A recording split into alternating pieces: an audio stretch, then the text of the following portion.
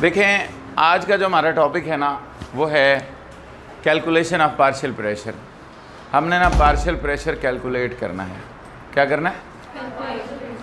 मतलब अगर दो गैसें हैं, तीन गैसें दी हुई हैं, तो वो कहता है कि पार्शियल प्रेशर क्या होगा, बताइए इस गैस का पार्शियल प्रेशर क्या होगा, एक गैस का। जाहिर बात है अब सारी गैसों का तो पार्शियल प्रेशर नहीं ना होता, सारी गैसों का तो सम करेंगे तो वो तो टोटल प्रेशर आ जाएगा। उनमें से अगर किसी एक का प्रेशर हम मालूम करना चाहते हैं तो उसको हम पार्शियल प्रेशर कहते हैं। सही है। आपने सवाल क्या है कि आपने partial pressure of gas find करना है। ठीक होगी बात। अब मिसाल के तौर पर हमने फ़र्ज़ कर लिया हमारे पास दो गैसें हैं, एक का नाम गैस ए है, दूसरी का नाम गैस बी है। दो गैसें हैं, सिलेंडर के अंदर बंद है, सिलेंडर के अंदर फील्ड हैं, दो गैसें हैं, एक का नाम ए है, दूसरे का नाम बी है। अब आप देख रहे हैं कि हमने एक ही कंटेनर में डाला है, इसका मतलब वॉल्यूम सेम है। क्या है बोलो? टेम्परेचर भी सेम है। क्या है? अब जो गैस के प्रेशर की बात करेंगे तो वो पी ए है उसका और इसका पी बी है, और इसके number of moles n A हैं और इसके नंबर ऑफ मोल्स। ये वो बातें हैं जो आपने थ्योरी में लिखनी है। आपने लिखना है कि फ़र्ज़ करें consider that we have a cylinder, that cylinder is filled with gas A and gas B. फ़र्ज़ करें हमारे पास दो सिलेंडर हैं, एक सिलेंडर है, वो गैस से भरा हुआ है, एक गैस ए है, दूसरा गैस बी है। क्लियर? गैस ए के मोल्स एन ए हैं, गैस ए के मोल्स बोलो, और गैस बी के मोल्स एन बी हैं। गैस ए का पार्शियल प्रेशर पी ए है और गैस बी का पार्शियल प्रेशर, ये बातें तो थ्योरी में लिख लेंगे। उसके बाद अगला मैंने पॉइंट लिखा है, ज़रा गौर से इधर देखें सारे बच्चे। General gas equation for gas A. अब जनरल गैस इक्वेशन क्या होती है? पी वी बराबर है n R T. P V बराबर है। अब आप ज़रा तवज्जो करें, पी की जगह पी ए लिख दो, वी बराबर है एन की जगह एन ए लिख दो, आर टी। इसको आप इक्वेशन नंबर 1 लिख दो। समझ आ गई यहाँ तक? बोलो। पी की जगह, क्योंकि बाकी वी तो सेम है, टी भी सेम है, आर वैसे कांस्टेंट है। क्लियर? अब general gas equation for gas B, तो गैस बी की जगह पर क्या लिख दें? पी बी वी बराबर है, इसको आप इक्वेशन नंबर 2 लिख दें। क्लियर? कोई कंफ्यूजन है तो पूछ लो आपको। अच्छा, अब टोटल मिक्सचर भी वही है, बस उसकी जगह टी लिख दो, तो क्या होगा? पी टी वी बराबर है एन टी आर टी। इसको इक्वेशन नंबर, इसमें से 1 या 2 को डिवाइड कर दें 3 पर। सही है? 1 को कर दो डिवाइड इक्वेशन 1/3। क्लियर?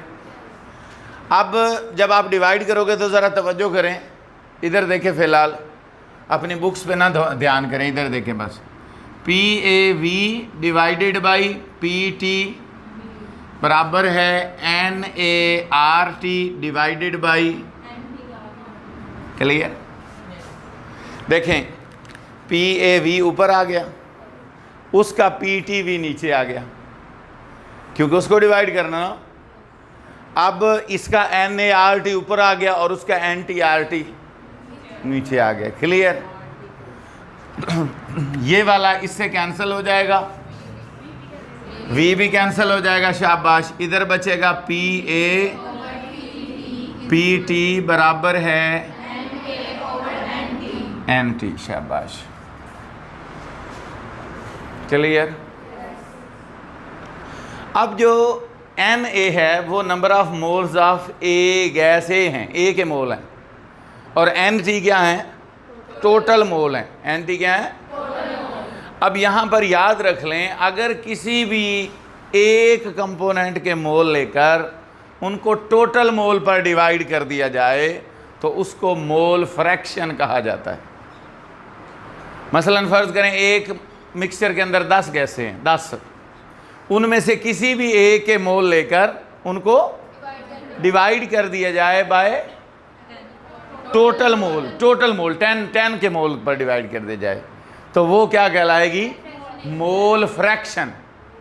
क्या कहलाएगी? Mole fraction. लफ्ज मैं लिख रहा हूं, मोल फ्रैक्शन।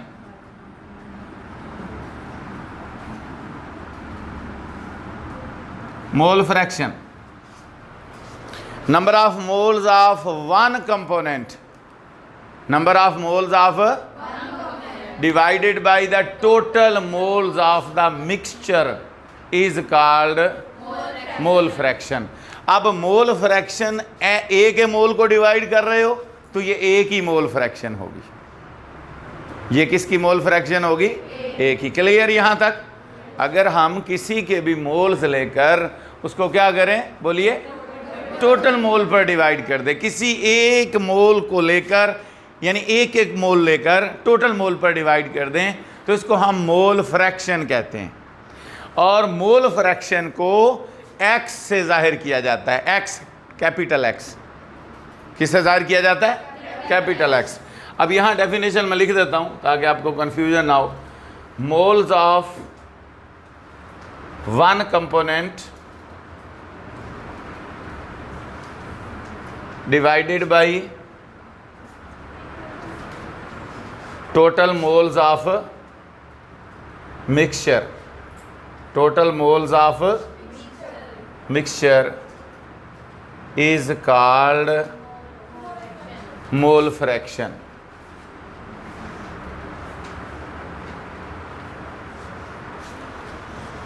उसको हम मोल फ्रैक्शन कहते हैं, मोल फ्रैक्शन। अब बेसिकली प्रॉब्लम क्या है, देखिए, अब मैंने आपको बताया है कि इसको हम एक्स से जाहिर करते हैं। किससे? अब ज़रा तवज्जो करें, इधर है P A divided by, sorry, P A divided by बराबर है एक्स ए। अब क्लियर हुआ? इसकी जगह पर एक्स ए लिख दिया। क्यों? क्योंकि ये मोल फ्रैक्शन है। N A divided by n T mole fraction है। किसकी? ए की। इसलिए लिखा एक्स ए। क्या लिखा? एक्स ए की मोल फ्रैक्शन है, यानी ये ए की मोल फ्रैक्शन है, इसलिए लिखा एक्स ए। क्लियर? समझ आ गई है? अब देखिए, P A is equal to X A multiply by, ये कैसे हुआ? पीटी इधर डिवाइड हो रहा था, उधर जाके मल्टीप्लाई हो गया। क्लियर? अब हम ये बात कहते हैं कि P A is partial pressure of A. P A is X A is mole fraction of A और P T is total pressure. P T total pressure है, X A mole fraction of A है और P A क्या है बोलो? Partial pressure of A. यानी अगर आपने पार्शियल प्रेशर मालूम करना है तो आपको टोटल प्रेशर मालूम होना चाहिए और मोल फ्रैक्शन ऑफ ए मालूम होनी चाहिए, फिर आप उसका पार्शियल प्रेशर फाइंड कर सकते हैं। क्लियर? सिमिलरली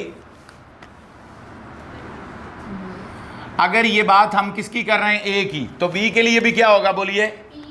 शाबाश। P B X B multiply bye,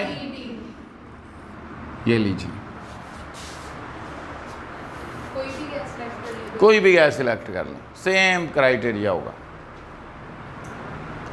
अब यहां पर एक बात और लिखनी है, X A plus X B is equal to 1।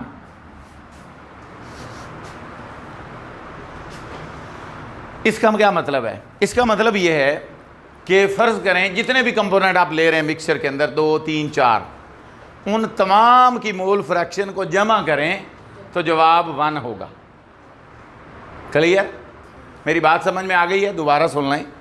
अगर क्या करें, मोल फ्रैक्शंस का सम कर लें। किसकी मोल फ्रैक्शन का? जितने भी कंपोनेंट है मिक्सचर के अंदर, उन तमाम की मोल फ्रैक्शन का सम कर लें, ऐड कर लें, तो वो इज इक्वल टू 1 होगा।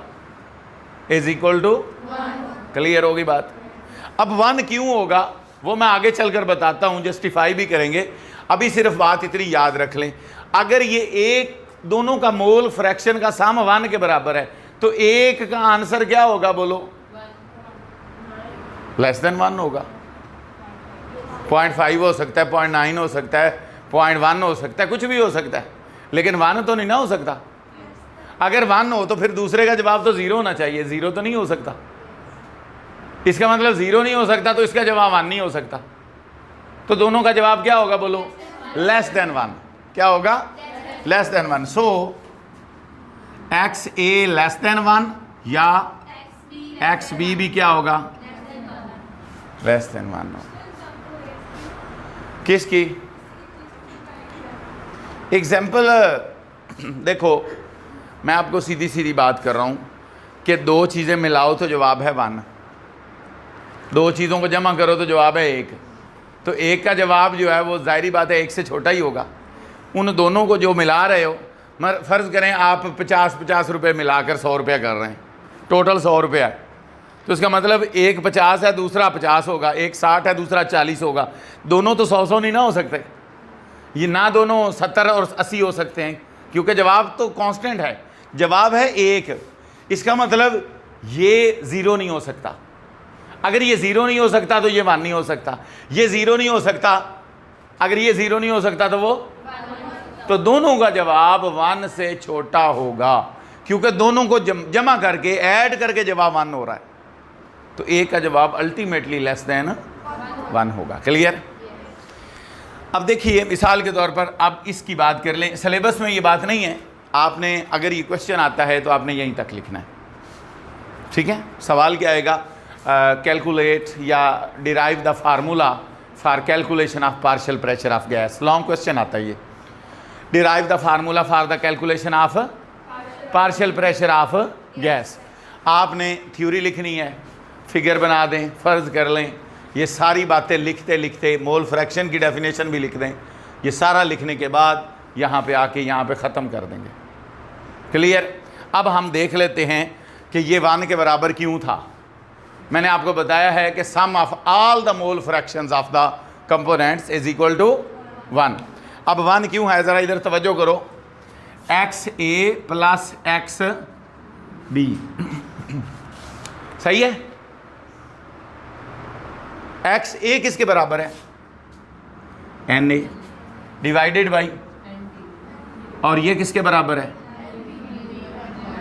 एलसीएम आ जाएगा एन टी। बोलो एलसीएम क्या आ जाएगा? एन टी से एन टी कैंसल, ऊपर क्या बचा? ऊपर क्या बचा? ये किसके बराबर है? कैंसल, जवाब देखो एन ए जमा एन बी, यहां दो ही मोल कंपोनेंट लिए हैं, एक ए और बी, दोनों के मोल जमा करो तो वो क्या होंगे? Total mole. और N A plus N B ये क्या है? ये भी टोटल मोल है, नीचे भी है टोटल मोल है। टोटल मोल से डिवाइड हुए, जवाब क्या हो गया? 1। क्लियर? समझ आ गई है? कोई कन्फ्यूजन है तो पूछ लें, अभी पूछ लें।